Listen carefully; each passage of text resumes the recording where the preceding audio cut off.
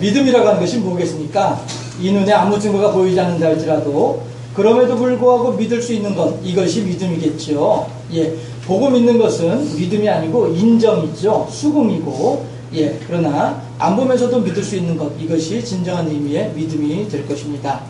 그러니까 예수님께서도 말씀하시기를 안 보고 믿는 자가 복이 있도다 라고 하는 말씀을 하시는 것이죠. 우리들이 옆에 있는 분들에게 덕담을 하실 때에, 축복의 말을 할 때 참으로 당신에게 하나님을 향한 믿음이 더욱더 충만할 수 있기를 바랍니다 하는 마음으로, 믿음의 빛이 충만하기를 바랍니다 하는 마음으로 빛이 있으라 함께 축복하도록 하겠습니다. 빛이 있으라. 예, 이 믿음이라고 하는 것은 하나님의 선물입니다. 빛이라고 하는 것이, 햇빛이라고 하는 것이 하나님의 선물이듯이 믿음 또한 하나님의 선물입니다.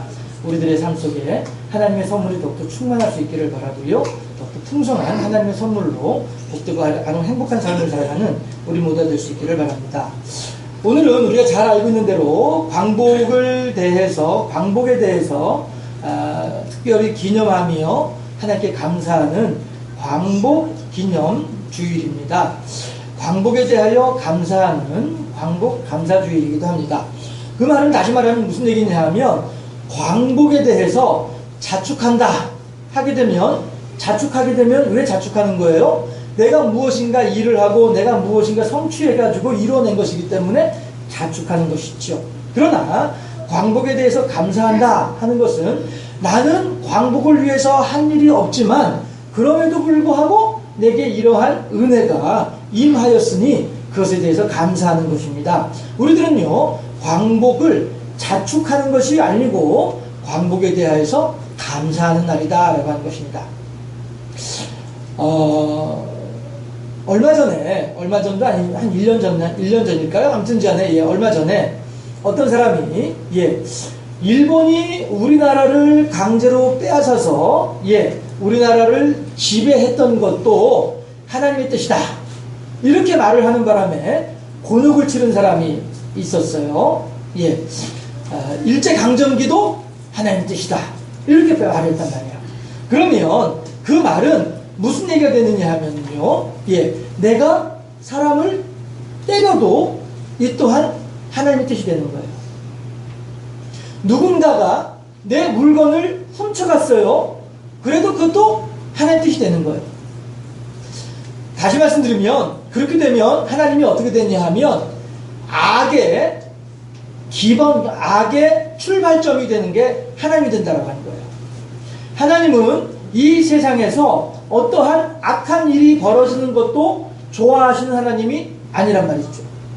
일본이 우리나라를 강제로 침략하고 우리나라를 빼앗은 것이 하나님의 뜻이다 하게 되면, 그 말은 다시 말하면은 하나님께서 일본의 악한 행위를 그냥 눈 감아주고 인정하셨다, 이런 뜻이 된단 말이에요. 그러면 하나님은 사랑의 하나님이 결코 아니라 이 세상 사람들을 괴롭히고 이 세상 사람들을 못살게 구는 그러한 신술궂은 하나님이 되어버리고 만다라고 하는 것이죠. 그래서 일제강점기는 하나님의 뜻이다라고 하는 말은 잘못된 말입니다. 그렇지만 우리 신앙인들은 그분이 왜 그렇게 말을 했는지 우리들은 걸러서 들을 수 있죠. 그분이 왜 그렇게 말을 했는지 우리들은 이해할 수 있습니다. 왜냐하면 그분은 분명히 이러한 생각을 가지고 있었을 거예요. 뭐냐하면, 인류의 모든 사람들의 역사를 친히 하나님께서 주장하고 계시니까, 모든 인류의 역사는 하나님께서 주관하시는 것이니까, 이거에 대한 신앙을 가지고 있는 분이다 보니까 그 신앙을 기반으로 해가지고 한 걸음 더 나아간 것이 그렇게 잘못된 말을 하도록 만들지 않았겠느냐, 우리들은 이해할 수 있다는 것이죠. 그러면 이제 우리들은, 그러면 이 양반이 일제강점기는 하나님 뜻이다라고 말을 하는 것이 아니라 어떻게 해야 그럼 올바른 말이 될 것인가, 우리들은 해석해서 걸러서 들을 수 있습니다. 해석할 수가 있습니다. 뭐냐 하면, 일제강점기를 통해서 하나님께서는 우리들에게 말씀하신다, 이거는 정확한 말이죠. 일제강점기를 통해서 우리들은 하나님의 뜻을 발견할 수 있어야 된다, 이렇게 말하면 이거는 정확한 말이 되는 거예요. 우리들이 지금까지 지내왔던 모든 상황 속에서요, 하나님은 결코 우리가 괴롭고 힘들고 어려운 가운데 있을 때에 하나님께서는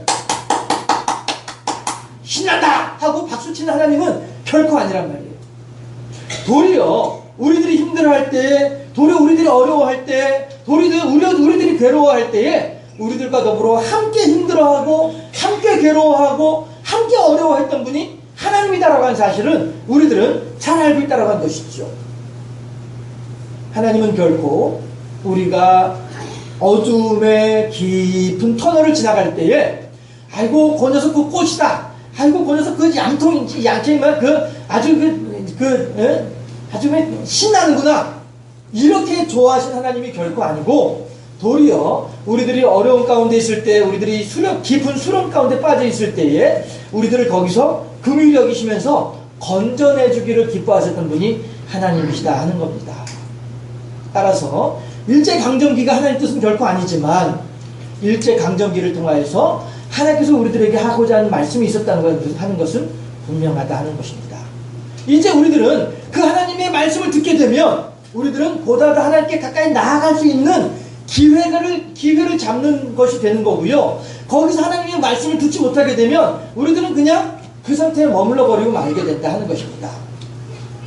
학생들이 왜 시험 성적이 잘 안 나오는 이유가 왜 그러겠습니까? 공부를 안 하니까 시험 성적이 잘 안 나오는 거죠. 시험 성적을, 높은 성적을 받는 사람들은 왜 그런 거예요? 그만큼 열심히 공부를 했기 때문에 높은 점수를 받는 것이다 하는 거죠. 신앙생활에 있어서도 마찬가지로 이것이 하나님의 뜻일까? 이것이 하나님께서 원하시는 것일까? 연구하고 깊이 탐구하고 이렇게 성실하게 하다 보면은 하나님의 뜻을 우리들이 보다 더 정확하게 알 수가 있고 보다 더 하나님께 영광 돌려드리는 삶을 살 수 있지만, 이래도 흥 저래도 흥 하려면은 신앙생활에 있어서도 게으르게 되면 그 신앙의 발전, 그 신앙의 진보, 그 신앙의 성숙은 그만큼 느려지지 않겠느냐라고 하는 것입니다. 사도행전을 보면 베레아 사람들에 대해서 이렇게 표현을 하죠. 베레아 사람들은 보다 더 신사적이어서 하나님의 말씀이 참인가 하여 날마다 그 말씀을 묵상하더라, 연구하더라, 이런단 말이에요. 우리들이 그렇게 하나님의 뜻, 내 삶 속에 하나님께서 나에게 말씀하시는 것이 무엇인지 하나님의 음성을 듣기 위해서 우리들의 온 신경을 거기에 집중하게 되면 그만큼 우리들은 그만큼 하나님 뜻에 합당한 모습으로 변화되고 성숙될 수가 있다라고 하는 것입니다. 그럴 때에 주와 같이 길을 가게 됐을 때에 그 삶이 형통하고 그 삶이 복된 삶이 될 것은 분명한 일이다 하는 것이죠. 그러나 하나님의 뜻을 외면한 채 내가 오늘 왜 어려운 일을 당하는지, 내가 오늘 왜 병원 신세를 져야만 하는지, 내가 오늘 왜 또다시 이렇게 남에게 내 몸을 의탁해야만 하는지, 이유에 대해서 생각할 필요도 없다, 아이고 귀찮다, 모르겠다 하게 되면 매일같이 다람쥐 쳇바퀴 도는 생활이 거듭될 수밖에 없지 않겠느냐 하는 것입니다. 물론 연세가 높아지면서 몸이 약해지면서 병원 신세 질 수밖에 없습니다. 이것은 자연의 이치이니까요.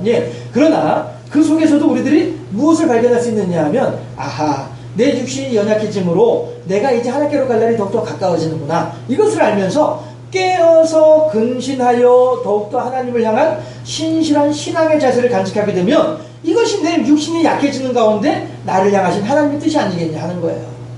그런데 내 육신이 약해져가지고 아이고 내가 오늘 또 병원 가야 되네, 아이고 내가 또 가가지고 병원에 가서 또 그 의사한테 또 내 몸을 맡게 되네, 아이고 이놈의 인생 살면 뭐해 하게 되면 그 인생은 그렇게 허무하고 무의미한 인생이 되지 않겠냐 하는 것입니다. 연세가 높아질수록 우리들은 하나님과의 더욱더 깊은 관계, 몸이 약해질수록 우리들은 하나님을 향한 천국에 대한 더욱더 굳건한 신앙, 이렇게 우리들이 변화되어지고 성숙되어진다고 한다면 그 인생이 얼마나 복된 인생이 되겠느냐 하는 것입니다. 옆에 있는 분들에게 이렇게 한번 서로 인사해 보실까요? 날마다 날마다 강건해지시길 바랍니다. 옆에 있는 분들에게 덕담해 주세요. 어떻게 강건해져야 되겠어요? 지금 저희 80 되신 분이 다시 20대 몸으로 돌아가는 것이 강건해지는 것일까요? 물론 하려면 그렇게 할 수도 전혀 불가능한 것은 아닐런지 모르겠습니다만은, 우리들이 날마다 날마다 강건해지기를 바랍니다라고 할 때 날마다 날마다 강건해져야 될 그 부분은 무엇이냐 하면 하나님에 대한 사랑이요, 영원한 천국에 대한 소망이요, 하나님의 베풀으신 은혜에 대한 감사의 마음이라는 것이죠. 이것이 우리들에게 있어서 날마다 날마다 강건해지게 될 때에, 그럴 때 우리들의 삶은 더욱더 복된 삶으로 변화되고 성숙될 줄로 믿습니다. 지금까지 우리들이 살아오면서 겪었던 일들 또한 내가 팔자가 드세서 내게 그런 일이 생겨났던 것이 아니고요, 내가 재수운부터 가지고 그런 일을 겪었던 것이 결코 아니다라고 하는 것입니다. 그 속에서 하나님께서 우리들에게 분명히 말씀하신 것이 있었고요, 그 속에서 분명히 하나님께서 우리들에게 원하시는 것이 있었더라 하는 것입니다. 그런데 그 당시에는 그것을 몰랐는데 지금 생각해보니까 하나님께서 그때 내게 그걸 원하셨구나, 이제 알게 되잖아요. 그렇잖아요. 그럼 알게 되면 알게 된 만큼 우리들은 어떻게 해요? 하나님께 더욱더 가까이 다가가는 거니까.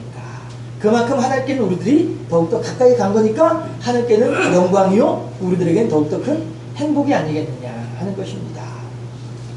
해서 우리들은 그렇게 날마다 하나님의 뜻이 어떠한지를 생각을 하고 날마다 하나님께서 내게 무엇을 원하신지를 깊이 연구하는 가운데 하나님과 동행하는 그런 복된 삶을 살아야만 할 터인데 말이죠. 오늘 본문을 보면은요, 한 사람은 그런 삶을 살았고 한 사람은 정반대의 삶을 살았던 것을 알 수가 있습니다. 누구냐 하면 사울이지요. 사울은 현재 사무엘상 18장에서요 왕이에요. 임금이에요. 예, 이 나라에서는 어느 누구도 나에게 그렇게 하면 안 됩니다 라고 얘기할 수 있는 사람들은 아무도 없어요. 대단한 권력을 가지고 있는 임금이에요, 사울은. 그러나 그 밑에 부하인 다윗은 아직 나이도 어리고요, 예, 계급도 별로 높지도 않고요, 예, 이런 사람이에요. 임금의 입장에서 보았을 때에는 아이고 뭐 저런 녀석이 다 있어, 이렇게 좀 이렇게 얕잡아 보아도 무방한 이런 사람이 다윗이란 말이죠. 그런데 사울 임금이 오늘 본문 9절을 보니까 이때로부터 다윗을 주목하더라 이렇게 나온단 말이에요. 그럼 무슨 얘기냐면은 그때부터 사울은 다윗을 죽이고자 하더라 같은 의미예요. 예. 왜 사울이 그 별거 아닌 다윗을 죽이려고 합니까? 왜 사울 임금이, 이 세상의 모든 권력을 가지고 있는 사울 임금이 이제 별것 아닌 보잘것없는 하찮은 다윗인데도 불구하고 그 다윗을 죽이지 못해서 안달을 내느냐 하는 거예요. 왜 그러냐 하는 거예요. 사울은 하나님의 뜻을 거스르는 사람이었고 다윗은 하나님의 뜻에 순종하는 사람이었기 때문에 그렇다는 것입니다. 사울은요 이미 오래전에 알고 있었어요. 사무엘 선지자가 분명히 이야기를 했었거든요. 뭐라고 얘기를 했냐면은 하나님께서 말씀하시기를 너를 이스라엘의 왕으로 삼은 것에 대해서 후회한다고 하신다. 이제 너의 왕의 자리는 네가 너의 아들에게 물려줄 것이 아니고 너의 왕의 자리는 하나님께서 빼앗아서 하나님께서 원하시는 다른 사람에게 넘겨줄 것이다. 사무엘 선지자가 분명히 사울에게 하나님의 말씀이다 하면서 전달해 주었거든요. 사울은 그 말을 알고 있었는데, 그 말을 기억을 하고 있었는데, 지금 당장에 전쟁터에서 돌아오는데 보니까 양쪽에 서 있는 사람들이 노래를 부르는데 뭐라고 노래를 부르냐면은 사울은 그 죽인 자가 천천히요 다윗은 만만이로다 이렇게 노래를 부른단 말이에요. 이 말은 무슨 얘기냐면은 이 나라의 임금인 사울보다도 나의 보잘것없는 부하인 다윗을 백성들이 더 많이 좋아한다는 뜻이 되는 거죠. 사울 임금은요, 아니 이 못돼먹은 녀석들, 아니 이 극악무도한 녀석들 감히 나에게 만만을 돌리고 다윗에게 천천을 돌려야 마땅한데 나에게는 천천을 돌리고 다윗에게는 만만을 돌리다니, 얘라 여봐라 이 나쁜 놈들을 다 붙잡아서 뭐 이렇게 해도 충분할 텐데 말이죠. 예, 다윗 사울 임금에게는 그런 권세가 있으니까. 예, 그런데도 불구하고 사울은 가만히 생각을 해보는 거예요.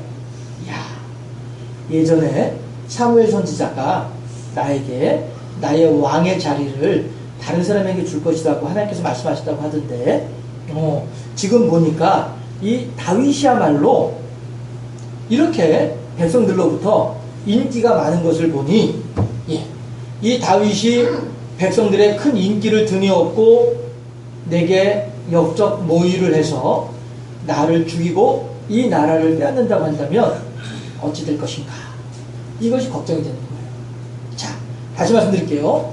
제대로 된 신앙인이라고 한다면, 적어도 우리 장산교회 성도 같은 건강한 신앙의 사람들이라고 한다면 이 상황 속에서 야, 내가 하나님을 향해 잘못한 것이 무엇일까? 내가 하나님을 향해서 잘못된 것이 무엇이지? 이것을 알고 잘못된 그 지점에서 다시 시작해서 차곡차곡 신앙의 성숙의 그 계단을 밟아 올라갈 텐데 말이죠. 예. 그러나 사울은 그렇게 하지 않았다는 거예요. 자기 욕심에 젖어가지고 자기 생각에 겨워가지고 자기 계산만 하면서 그래, 저 다윗만 죽여 없애면 내 나라는 영원할 것이다, 이 생각만 하고 있는 거예요. 그러니까 그때로부터 다윗을 주목하였더라. 그때로부터 사울은 어떻게 하면 다윗을 죽일 것인가에 대해서 골똘히 고민하기 시작했더라. 이런 의미가 된다는 것이죠. 하나님의 뜻은 내게서 떠나가서 저 다윗에게 있다는 사실에 대해서 뻔히 알면서도 불구하고 그 하나님의 뜻을 외면하고 내 욕심을 따라서, 내 생각을 따라서, 내 계산을 따라서 나의 왕의 자리를 내 아들에게 물려주어야지. 그렇게 하면 어떻게 해야 돼? 저 다윗을 죽여야지. 하나님의 뜻이 저 다윗에게 있는데 아니야, 하나님의 뜻은 둘째 문제고 내 욕심이 먼저야. 다윗은 내가 반드시 없애야 돼. 이것이 사울의 얄팍한 자기 계산이었던 것입니다. 하나님의 사랑하신 장성교회 성도 여러분들이요, 과연 우리들은 지금 현재 사울의 입장이라고 한다면 어떻게 결정하시고 어떻게 행하시겠습니까? 과연 이 나라에 광복의 은혜를 덧입게 된 것이 과연 몇몇 사람들의 덕분입니까? 아니면 내가 잘해서입니까? 아니면 하나님께서 베풀어 주신 은혜인 것입니까? 우리들이 과연 지나온 시간들을 돌아볼 때에 내가 똑똑하고 내가 잘나고 내가 훌륭했기 때문에 그 모든 고난과 역경들을 나 스스로가 잘 헤쳐나왔다라고 여기고 계십니까? 아니면 그 모든 속에서 하나님의 은혜가 있었기 때문에 이 모든 일들이 가능하다라고 고백하고 계십니까? 복음성가 가사 가운데 이런 노래가 있습니다. 나의 나된 것은 오로지 주의 은혜라, 나의 공로로 되어진 것이 전혀 없도다. 이러한 가사의 복음성가가 있습니다. 그렇습니다. 우리들은 지금까지 지내왔던 모든 시간들이 내 힘으로 내 능력으로 이루어졌던 것들은 아무것도 없다 하는 것입니다. 그 숱한 역경들, 그 숱한 인생의 굴곡들 다 그때마다 하나님께서 이렇게 피할 길을 열어주시고 저렇게 대항할 수 있는, 맞설 수 있는 힘을 주시고 그렇게 위로하여 주시고 그렇게 기쁨을 주셔서 그나마 숨 쉴 수 있는 여유를 주셔서 우리가 지금까지 이만큼이나마 지내올 수 있었던 것이지, 어느 한순간도 하나님의 은혜가 아니고서는 결코 우리들은 오늘의 이 기쁨을, 이 평안을 누릴 수가 없었더라 하는 것입니다. 결국 그렇게 하나님의 뜻을 거역하고 하나님의 뜻을 외면하고 다윗을 죽이고자 했었던 사울은 어떻게 됩니까? 전쟁터에서 죽음을 맞을 수밖에 없는 이러한 몰락하는 인생이 되고 맙니다. 그러나 반면에 사울로부터 그 온갖 감당하기 힘든 괴로움을 겪었던 다윗은 어떻게 됩니까? 우리들은 그동안의 온갖 고난의 현장 속에서 어떻게 해왔었습니까? 다윗은 어느 한순간도 하나님을 향하여 원망하지 아니하였습니다. 다윗은 어느 한때조차도 하나님을 향하여 흘린 눈으로 바라보지 아니하였습니다. 다윗은 어느 순간에도 아하, 하나님께서 과연 내게 무슨 말씀을 하시는지 하나님의 음성을 듣기를 원하고 소망하고 힘써 노력했던 사람이 다윗이었다 하는 것입니다. 결국 사울은 자기가 가지고 있는 권세로 다윗을 괴롭히고자 하였지만 다윗은 사울 임금의 괴롭힘을 통하여 하나님을 향한 신앙 훈련의 과정으로 삼았더라 하는 것입니다. 결국 그 훈련을 멋지게 마친 다윗은 대제국의 임금이 되었지만 도리어 자기의 뜻을 앞세우며 하나님을 외면하고 하나님께 거역했었던 사울이라고 하는 사람은 멸망할 수밖에 없었더라 하는 사실을 우리들은 잘 알고 있다는 것입니다. 여러분, 우리들이 지나온 시간들이 과연 우리들에게 어떻게 역할을 해왔었습니까?